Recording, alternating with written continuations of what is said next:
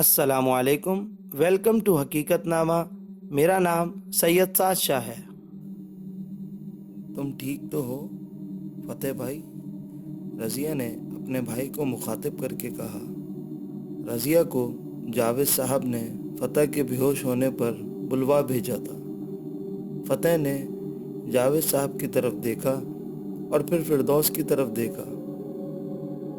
تمہاری بچی بہت معصوم ہے، ہو سکے تو جلد از جلد اس کی شادی کروا دو، فتح محمد نے جاوید کو کہا۔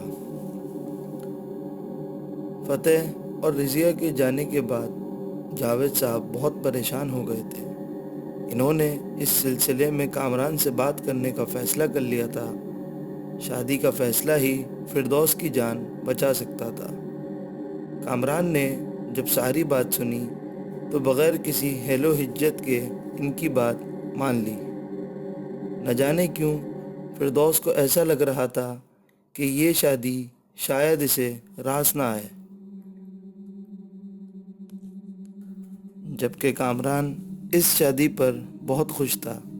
ہوتا بھی کیوں نہ، اسے اس کے من کی محبت جو حاصل ہو رہی تھی۔ کامران کے والدین بھی اس شادی پر راضی اور خوش تھے۔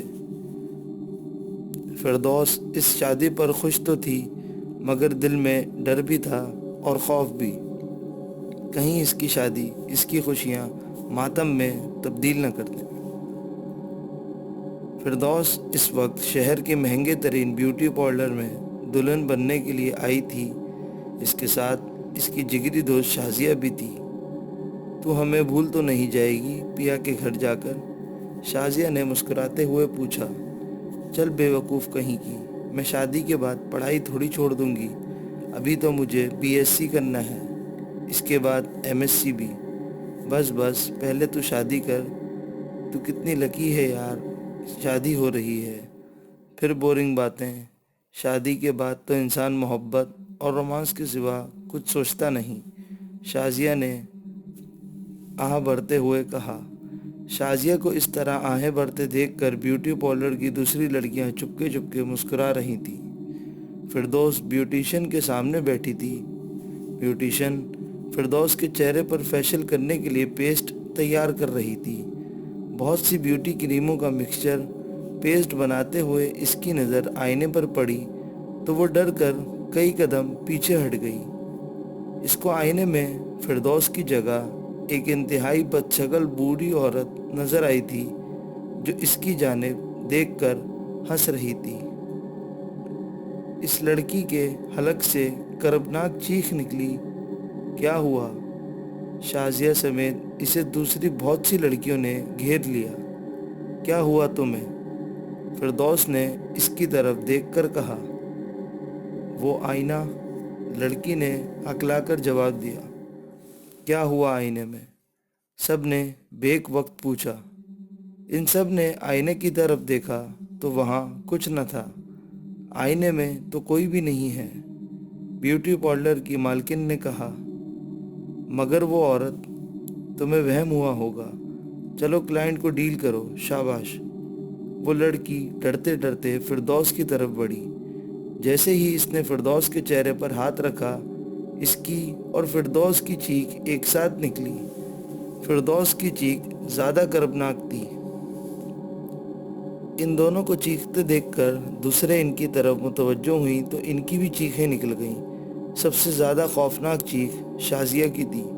آئینے سے ایک انتہائی خوفناک ہاتھ برآمد ہوا تھا جس نے فردوس کو پکڑ لیا تھا۔ وہ ہاتھ بڑی تیزی سے فردوس کو آئینے کے اندر کھینچ رہا تھا۔ ساری لڑکیوں کی فلک جغاف چیخیں آسمان سے باتیں کر رہی تھیں۔ ان میں سے دو چار بے ہوش بھی ہو گئی تھیں، شازیہ بھی ان میں شامل تھی۔ فردوس کی مزاحمت بھی اس کے کام نہیں آ رہی تھی۔ اس کا حلق پھاڑ پھاڑ کر چیخنا فردوس پر نیم بے ہوشی طاری ہو چکی تھی۔ اس کی چیخیں اب حلق میں گھٹ چکی تھیں۔ دیکھتے دیکھتے وہ پوری کی پوری آئینے میں داخل ہو چکی تھی۔ جو لڑکیاں ہوش میں تھیں ان پر سکتے کی سی کیفیت طاری تھی۔ جاوید صاحب پر یہ خبر بم بن کر ٹوٹی تھی، جبکہ کامران کے لیے یہ خبر کسی تازیانے سے کم نہ تھی، مگر اس نے تحمل سے کام لیا تھا۔ وہ اس وقت اپنے گھر میں بیٹھا دوستوں کے ساتھ ہنسی مذاق کر رہا تھا جب جاوید صاحب اس کے گھر میں داخل ہوئے تھے۔ جاوید صاحب کا حلیہ دیکھ کر وہ ایک لمحے کے لیے گھبرا گیا تھا۔ جاوید صاحب کے چہرے پر اڑتی ہوائیاں اور ان کا لٹا پٹا حلیہ، جاوید صاحب اس کے گھر میں داخل ہوئے ہی اس سے لپٹ کر دھاڑے مار مار کر رونے لگے تھے۔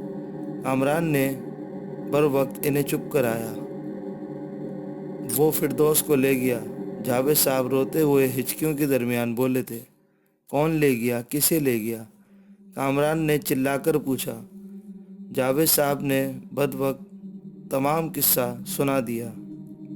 پوری بات سننے کے بعد کامران سناٹے میں آ گیا تھا، جبکہ کامران کے دوستوں کے چہرے پر غیر یقینی تاثرات تھے۔ میرے ابو اس معاملے میں تمہاری مدد کر سکتے ہیں کامران، ایک دوست نے کہا۔ جاوید صاحب نے اس کی بات سن کر ڈوبتے تنکے کو آخری سہارا سمجھتے ہوئے کہا، بیٹا احسان ہوگا تمہارا ہم پر۔ انکل ایسی بات نہیں، کامران جانتا ہے میرے ابو بہت پہنچے ہوئے ہیں، ہو سکتا ہے وہ مدد کر سکیں، شیراز نے کہا۔ پروفیسر درانی کا تعلق ایک نجی بینک سے تھا۔ وہ نجی بینک میں بڑے عہدے پر فائز تھے اور جاب کے بعد ضرورت مندوں کا فی سبیل اللہ روحانی علاج بھی کیا کرتے تھے۔ شیراز نے انہیں فون پر ساری صورتحال بتائی تو وہ جاوید صاحب سے ملنے پر آمادہ ہو گئے۔ جاوید صاحب اور کامران کو پروفیسر درانی نے 7 بجے کا وقت دے دیا۔ وہ اس وقت درانی صاحب کے گھر میں ڈرائنگ روم میں بیٹھے تھے۔ کیا آپ بچی کے استعمال کا کوئی کپڑا لائے ہیں؟ درانی صاحب نے ڈرائنگ روم میں داخل ہوتے ہوئے کہا۔ درانی صاحب کے سر اور داڑھی کے سارے بال سفید ہو چکے تھے۔ چہرے میرے سے وہ ایک نرم دل انسان معلوم ہوتے تھے۔ درانی صاحب نے سفید رنگ کا شلوار قمیض زیب تن کر رہا تھا۔ جی ہاں، فردوس کے استعمال کا رومال ہے میرے پاس، جاوید صاحب نے کہا۔ بہت خوب، درانی صاحب مسکرائے۔ میری بچی مل جائے گی نا درانی صاحب؟ جاوید صاحب نے بھرائے ہوئے لہجے میں کہا۔ اللہ بڑا بادشاہ ہے جاوید صاحب، حوصلہ رکھیں، اس کی رحمت سے مایوس ہونا کفر ہے۔ شیراز بیٹا، شیشے کے گلاس میں پانی تو لے آؤ، درانی صاحب نے اپنے بیٹے سے مخاطب ہو کر کہا۔ شیراز یہ سن کر ڈرائنگ روم سے اٹھ کر چلا گیا۔ 2 منٹ بعد واپس آیا تو اس کے ہاتھ میں پانی کا گلاس تھا۔ شیراز نے پانی کا گلاس ٹیبل پر رکھ دیا۔ پروفیسر درانی نے جیب سے تسبیح نکالی جس کے دانوں کا رنگ سبز تھا۔ انہوں نے گلاس دائیں ہاتھ میں پکڑ لیا اور بائیں ہاتھ میں تسبیح۔ 4-5 منٹ تک وہ تسبیح پڑھ پڑھ کر پانی پر پھونکتے رہے۔ اس کے بعد انہوں نے گلاس میز پر رکھ دیا۔ اس دوران وہ متواتر پڑھتے ہی جا رہے تھے۔ کامران نے دیکھا کہ درانی صاحب کا چہرہ سرخ ہو رہا ہے اور چہرے پہ زلزلے کی سی کیفیت نمایاں تھی۔ چند لمحوں بعد انہوں نے رومال گلاس کے پانی میں ڈال دیا۔ یہ دیکھ کر سب چونک پڑے کہ پانی کا رنگ سرخ ہو چکا ہے۔ چند لمحوں کے بعد درانی صاحب نے سر اٹھایا تو کامران نے دیکھا کہ ان کا چہرہ پرسکون تھا مگر آنکھوں میں تشویش کے آثار نمایاں ہیں۔ جاوید صاحب، آپ کی بچی محفوظ ہے مگر سخت خطرے میں ہے۔ کیا مطلب؟ کامران اور جاوید صاحب یک زبان ہو کر بولے۔ دوستوں، اگر ابھی تک آپ نے ہمارا چینل سبسکرائب نہیں کیا تو نیچے موجود بیل آئیکن کو پریس کر دیں۔ مطلب یہ برخوردار کہ فردوس کا دوسرا جنم ہے کیا؟ وہ تینوں جاوید صاحب، کامران اور شیراز ایک ساتھ چیخ پڑے۔ ہاں، لیکن یہ اس کا دوسرا جنم نہیں، صرف ہم شکل ہونے کی وجہ سے یہ عذاب سے دوچار ہے۔ درانی صاحب نے سنجیدگی سے کہا۔ میں سمجھا نہیں، جاوید صاحب نے تنک کر کہا۔ جاوید صاحب، جو مجھے موکلات سے پتہ چلا وہی میں بتا رہا ہوں۔ میں آپ کو پوری تفصیل سے بتاتا ہوں بات۔ یہ کہانی آج سے 850 برس پہلے شروع ہوئی، جب روپ نگر ایک خوشحال ریاست ہوا کرتی تھی۔ روپ نگر پر ایک بہت نیک دل راجہ کی حکومت تھی، کرمان سنگھ۔ کرمان سنگھ کے دور میں چند عیسائیوں نے عبادت گاہ بنانے کی اجازت چاہی۔ جولیا، جو کہ 8 سالہ علی، اسے چرچ کے مقدس کنواری بنا دیا گیا۔ 14 سال بعد جولیا 22 سال کی ہو گئی اور کرمان سنگھ مر گیا۔ کرمان سنگھ کا بیٹا مان سنگھ حکومت میں آیا تو آتے ہی اس نے عیاشیوں کا بازار گرم کر دیا۔ کسی بہن کی بیٹی کی عزت محفوظ نہ تھی۔ اتنا کہہ کر درانی صاحب رکے۔ شیراز بول پڑا، پھر کیا ہوا؟ اس کے لہجے میں بے صبری تھی۔ اس کی بے صبری دیکھ کر درانی صاحب مسکرائے۔ جاوید صاحب اور کامران کے چہرے سے بھی بے صبری کا اظہار ہو رہا تھا۔ میاں صبر کرو، سنا تو رہا ہوں۔ مان سنگھ کالی دیوی کا پجاری تھا۔ ایک روز اس نے جولیا کو نہاتے ہوئے دیکھ لیا۔ اس کی ہوس نے قسم کھا لی کہ جولیا کو وہ برباد کر دے گا۔ چاہتا تھا کہ وہ پیار سے اس کے پاس آ جائے، مگر جولیا نہ مانی تو اس نے اسے اٹھوا کر قید کروا دیا۔ 2 روز تک بھوکا پیاسا اذیت دینے کے بعد وہ ٹس سے مس نہ ہوئی تو جولیا کو اس کی خوابگاہ میں پہنچا دیا گیا۔ جولیا ابھی اس کی خوابگاہ میں تھی کہ روپ نگر والوں نے بغاوت کر دی، اور اس دوران جولیا کو موقع ملا، اس نے خودکشی کر لی اور اپنی عزت محفوظ کر لی۔ روپ نگر والوں نے فوج کے ساتھ مل کر مان سنگھ کو اذیت دے دے کر مار دیا اور اس کی لاش آدھی جلا کر چھوڑ دی تاکہ اس کی روح بھٹکتی رہے۔ مان سنگھ کالی کا پجاری تھا۔ مان سنگھ مرنے کے بعد بھی نہیں مرا۔ اس نے روح بن کر روپ نگر والوں پر بے حد ستم کیے۔ ان کی بہن بیٹیاں آج بھی غائب ہوتی ہیں، ان کا رزق جل جاتا ہے پراسرار طریقے سے۔ فردوس کی بدقسمتی کہ فردوس 2 سال پہلے پکنک منانے روپ نگر گئی تھی، وہاں اس کی روح فردوس کو دیکھ لیا تھا۔ فردوس کی دوسری بدقسمتی کہ وہ ٹھیک اسی دن پیدا ہوئی جس دن 850 سال پہلے جولیا نے خودکشی کی۔ مان سنگھ کی روح نے مسلسل فردوس کو عذاب میں رکھا، جولیا کے ساتھ پیش آنے والے تمام مناظر دکھائے۔ یہ ہے ساری کہانی۔ درانی صاحب نے کہا، کیا اس کو بچایا جا سکتا ہے؟ کامران نے پوچھا۔ بالکل، کیوں نہیں؟ تمہارے پاس 2 دن ہیں، کیونکہ مان سنگھ کی روح صرف چاند کی 14 کو ہی کچھ کر سکتی ہے، کیونکہ چاند کی 14 کو اسے مارا گیا تھا اور اسی رات جولیا نے خودکشی کی تھی۔ تم آج ہی نکل جاؤ روپ نگر، اور 14 تاریخ کو تم روپ نگر میں ہوگے۔ درانی صاحب نے کہا، میں جاؤں گا اور بچاؤں گا فردوس کو۔ کامران نے پرعزم لہجے میں کہا، میں بھی چلوں گا بیٹا۔ جاوید صاحب نے کہا، آپ نہیں جا سکتے جاوید صاحب۔ درانی صاحب نے کہا، آپ میرے پاس ہی رہیں گے۔ قدرے توقف کے بعد انہوں نے کہا، چاند کی 14 تاریخ تھی۔ کامران روپ نگر پہنچ چکا تھا۔ پروفیسر درانی نے کامران کو ایک فیروزی رنگ والی انگوٹھی بھی دی تھی اور کہا تھا کہ ہر مشکل میں کلام الہی کا سہارا لینا، انشاءاللہ کامیاب رہو گے۔ شام کے 4 بجے تھے۔ کامران حویلی جانے کے لیے نکل پڑا تھا۔ درانی صاحب نے کہا تھا کہ مان سنگھ کی روح جو کوئی بھی کارروائی کرے گی وہ رات 12 بجے سے پہلے ہی ہوگی۔ حویلی کے گیٹ پر پہنچ کر اس نے اپنے اوپر آیت الکرسی پڑھ کر دم کیا اور دروازہ کھول دیا اور آہستہ آہستہ چلتا ہوا آگے بڑھنے لگا۔ اس کے سامنے ایک پرانا فوارہ تھا جو کہ خشک ہو چکا تھا۔ فوارے سے دائیں طرف ایک صحن تھا۔ فوارے کے بالکل سامنے تھوڑا آگے ایک بہت بڑا برآمدہ تھا۔ برآمدے کے سامنے ایک چھوٹا سا زینہ۔ ان سیڑھیوں کو چڑھنے کے بعد حویلی کا اندرونی حصہ شروع ہوتا تھا۔ کامران وہ سیڑھیاں چڑھ کر حویلی کے اندر داخل ہو گیا۔ سامنے ایک بہت بڑا چوبی ہال تھا۔ ہال کی چھت گنبد نما تھی۔ دائیں طرف ایک گول چکردار زینہ تھا۔ کامران اس چکردار سینے پر چڑھ کر جیسے ہی اوپر گیا، اسے ایک عجیب سی آواز سنائی دی، جیسے تیز سیٹی کی آواز۔ سیٹی کی آواز اوپری منزل سے آ رہی تھی۔ جیسے وہ اوپر پہنچا، اس کے سامنے ایک طویل برآمدہ تھا جس میں تھوڑے تھوڑے فاصلے پر لکڑی کے منقش ستون لگے ہوئے تھے۔ ستونوں کے درمیان ایک جنگلہ تھا۔ سیڑھیوں کے دائیں بائیں دونوں جانب دور تک چلا جا رہا تھا۔ کامران نے آہستہ آہستہ اس راہداری پر آگے بڑھنا شروع کر دیا۔ وہ اس راہداری پر آگے چلتا گیا۔ جیسے ہی وہ راہداری ختم ہوئی، اس کے سامنے वैसी ही सीढ़ियाँ थीं जो कि हवेली की दूसरी मंजिल तक जाती थीं। कामरान एक एक चीज़ को आंखें फाड़े देख रहा था। वो अपने अंदर एक अजीब तरह का खौफ बेदार होते महसूस कर रहा था।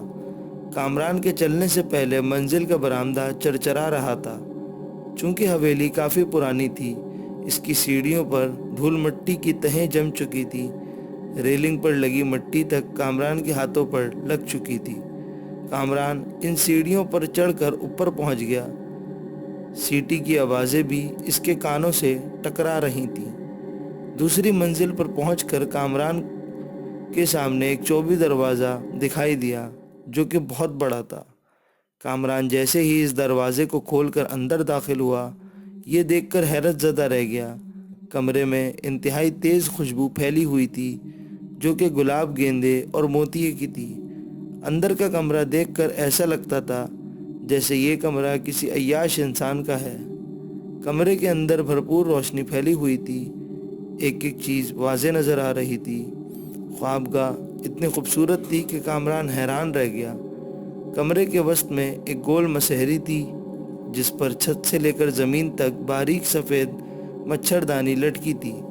दीवारों पर खूबसूरत औरतों की तस्वीरें लगी थीं। दाएं जानिब सियाह कीमती अलमारी, लकड़ी के गोल फ्रेम में बड़ा आईना और इसके सामने एक ऊंचा सा स्टूल रखा था।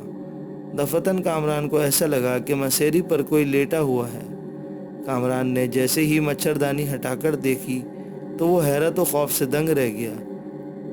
मसेरी पर फिरदौस लेटी हुई थी। फिरदौस बेहोश थी। वो फिरदौस को खौफ भरी नज़रों से देख रहा था। इसके कंधे पर किसी ने हाथ रख दिया। इसने मुड़कर देखा तो वो कोई न था। इसको दिलो दिमाग पर अनजाना सा खौफ बसेरा करने लगा था। दफतन कामरान को झटका लगा। वो ज़मीन से बुलंद होकर छत से टकराया। ज़मीन और छत के बीच में ही मुअल्लक हो गया। दफतन इसने देखा कि एक मोटा सा गेंदे नुमा आदमी जिसके बाएं गाल पर ज़ख्म था नमूदार हुआ और फिरदौस की जानिब बढ़ रहा है। कामरान इसकी आंखों में हवस साफ देख रहा था। दफतन फिरदौस की आंख खुल गई। वो सर थामे उठ बैठी। मैंने कहा था कि तुम मेरी हो जूलिया। तुमने दूसरा जन्म लिया सिर्फ मेरे लिए। अब हमेशा के लिए तुम मेरे साथ रहोगी। इसके लहजे में तमस्खुर था। फिरदौस ने सर उठाकर देखा तो इसका चेहरा देखकर इसकी चीख निकल गई। इसका चेहरा अजीब तरह से चमक रहा था जैसे शोला दहक रहा हो। आंखों की जगह दो गड़े पड़े हुए थे। मान सिंह की रूह फिरदौस की जानिब बढ़ने लगी।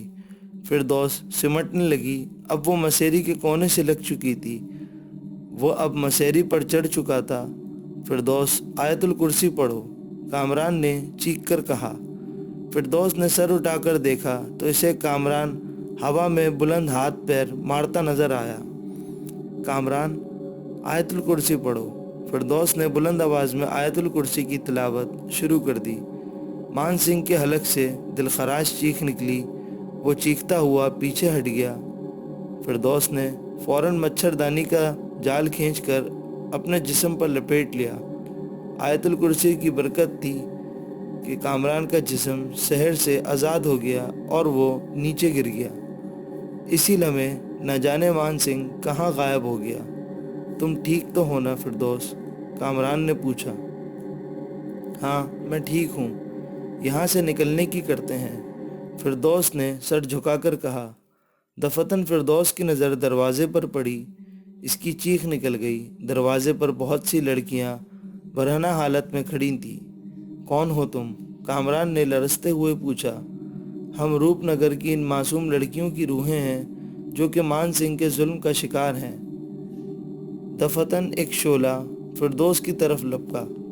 फिरदौस के हलक से चीख निकल गई। फिरदौस इस शोले से बचने के लिए पीछे हटी। इस शोले ने मान सिंह का रूप इख्तियार कर लिया। तुम हार गए मान सिंह, कामरान ने कहा। मान सिंह ने गुस्से से मुड़कर देखा तो कामरान ने सूरत उन्नास की तिलावत शुरू कर दी। अल्लाह के कलाम का मौज़ाना असर था। मान सिंह की रूह एकदम अकड़ सी गई। दूसरे ही पल اس کا جسم یوں پگھلنے لگا جیسے برف کا ہو۔ چند ہی لمحوں میں مان سنگھ کا وجود پانی بن کر بہنے لگا۔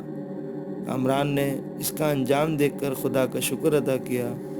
اب وہاں کامران اور فردوس کے سوا کوئی نہ تھا۔ ان لڑکیوں کی روحیں بھی مان سنگھ کے انجام کے بعد پرسکون ہو چکی تھیں۔ روپ نگر اب آصف سے ہمیشہ کے لیے نجات پا چکا تھا۔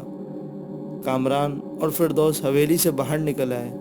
جیسے ہی وہ حویلی سے باہر نکل کر پہاڑ سے نیچے اترے، حویلی میں آگ لگ گئی۔ بھڑکتے شعلے آسمان سے باتیں کر رہے تھے۔ روپ نگر سے اب آصف کا قصہ ہمیشہ کے لیے ختم ہو گیا تھا۔